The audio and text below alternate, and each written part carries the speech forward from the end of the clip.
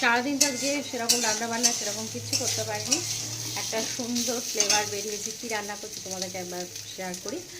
এখন ঘড়ির কাঁটা বাজে 9:32। এখন রুটি হবে, তরকারি হচ্ছে, তারপর অন্যান্য বরমশাই খাবারগুলো রেডি করতে হবে।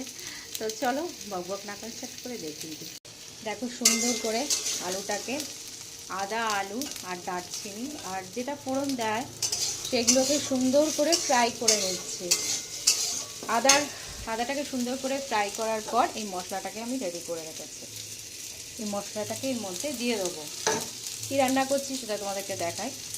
এই যে প্যাকেটের মধ্যে আছে। আজকে যেহেতু বেরিয়েছিলাম একদম কিনে নিয়ে এসেছি। দেখো এই যে বোঝা যাচ্ছে এটা কি, ধোকার টুকরো। এই যে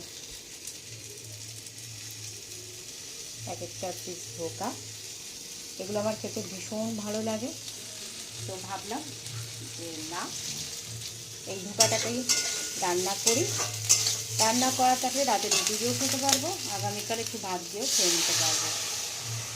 এই হচ্ছে ব্যাপার। আর এখন এই মশলাটা আমি দিয়ে দিলাম। এটা সুন্দর করে ফ্রাই হয়ে গেলে তারপর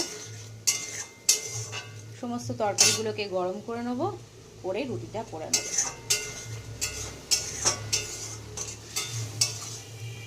এই হচ্ছে আজকে আমাদের রাতে রান্নাবান্না। তো চলো এইটুকু ভিডিওটা ভালো লাগলে প্লিজ লাইক করো, কমেন্ট করো, শেয়ার করো। যেহেতু আজকে আমি একটু কেনাকাটা করতে বেরিয়েছিলাম, সেরকম কিছু রান্নাবান্না করতে পারিনি।